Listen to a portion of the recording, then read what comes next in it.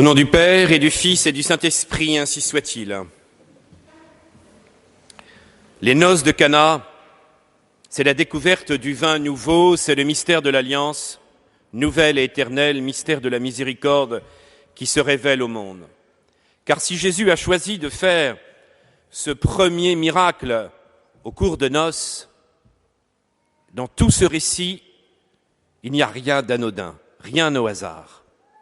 Tous les détails de cet évangile où le nom de Jésus est prononcé 7 fois nous révèlent, pour ce premier miracle, le mystère du salut. Nous devons faire une lecture spirituelle aussi, outre le fait que cet événement a bien eu lieu, bien sûr, et que Jésus a vraiment voulu faire ce premier miracle, mais nous devons aussi avoir une lecture spirituelle pour comprendre l'ampleur de ce premier miracle.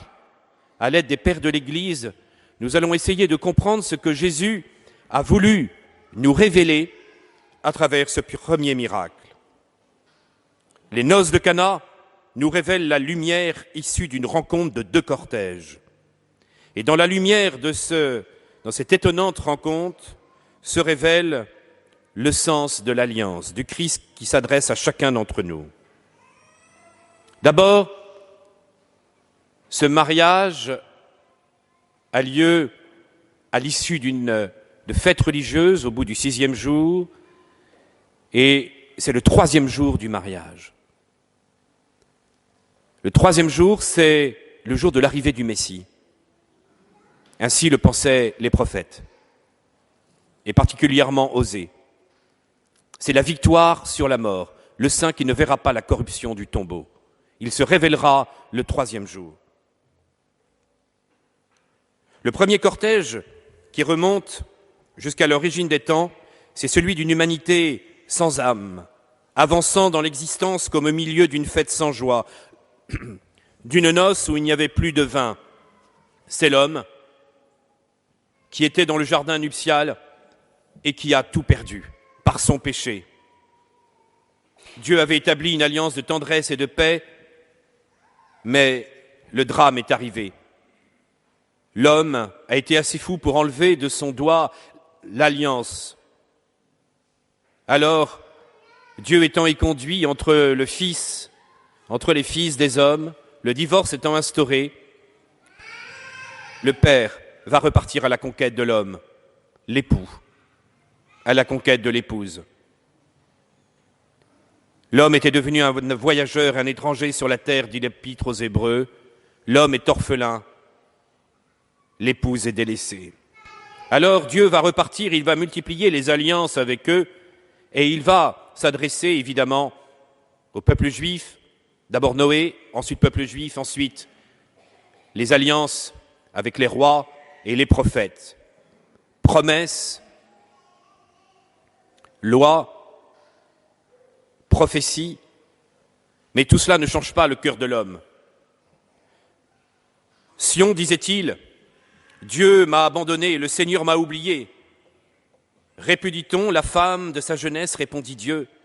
Vois, j'ai gravé ton nom sur les paumes de mes mains, dit le prophète Isaïe. J'ai gravé ton nom sur les paumes de mes mains. La Bible nous révèle que c'est un Dieu d'amour qui vient à la recherche de l'homme et qui voit véritablement cette épouse qui est bien sûr, cette épouse qui s'est mal conduite. Osée dira même qu'elle est devenue la prostituée. Mais cette épouse-là, eh bien, ce mari vient la rechercher.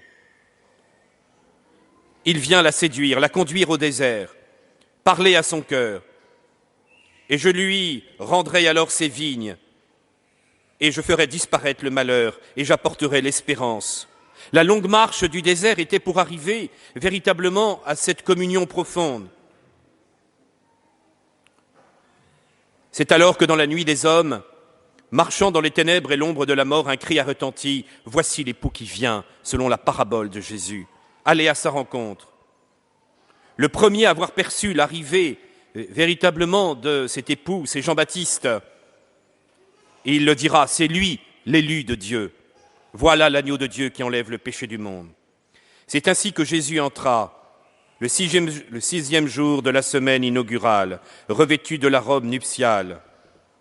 C'est ainsi qu'il arrive dans la lumière du ciel et dans l'eau du Jourdain, dans la salle des noces de Cana en Galilée.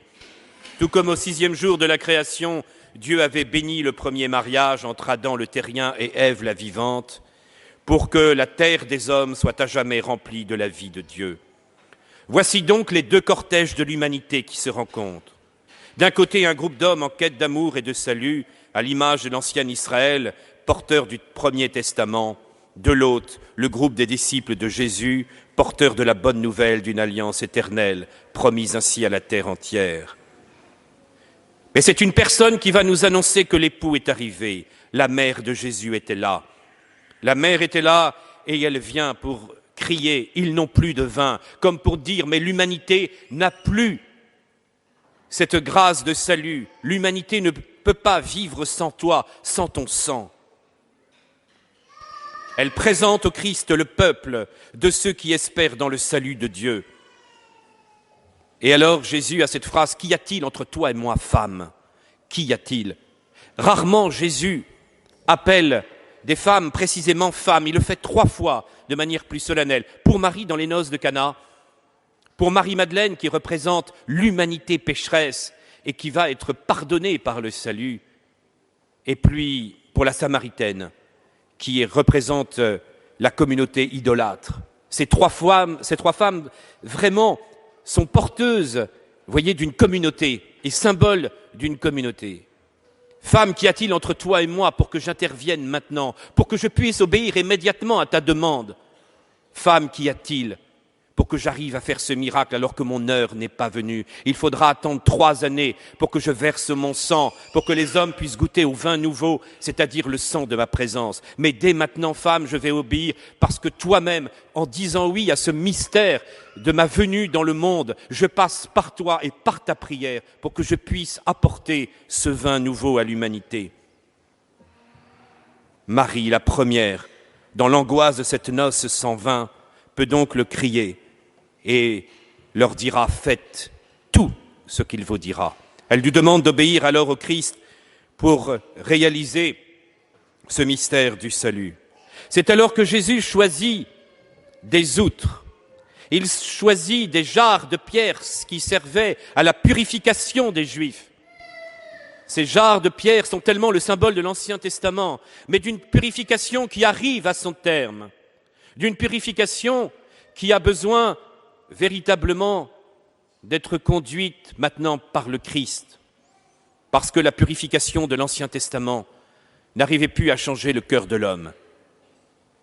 L'eau que Jésus a promis, la nouvelle eau sera, à vrai dire, le vin, le sang.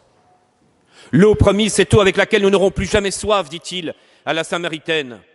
Cette eau qui va jaillir de votre sein, et cette eau qui va jaillir du cœur de Jésus avec le vin. Nous sommes dans les noces de Cana, le vendredi saint, parce qu'il y a l'eau et le vin. Cette eau annoncée est l'eau de la grâce et du baptême, et c'est le sang du Christ, évidemment, qui va nous transformer, car nous ne sommes baptisés que dans la mort de Jésus et sa résurrection. Par conséquent, en utilisant ces jarres pour le rituel juif et en mettant dedans le vin, et ce vin nouveau qui est le sang, à vrai dire, de Jésus. Jésus l'avait dit, fini les anciennes outres. Ce sont des outres nouvelles.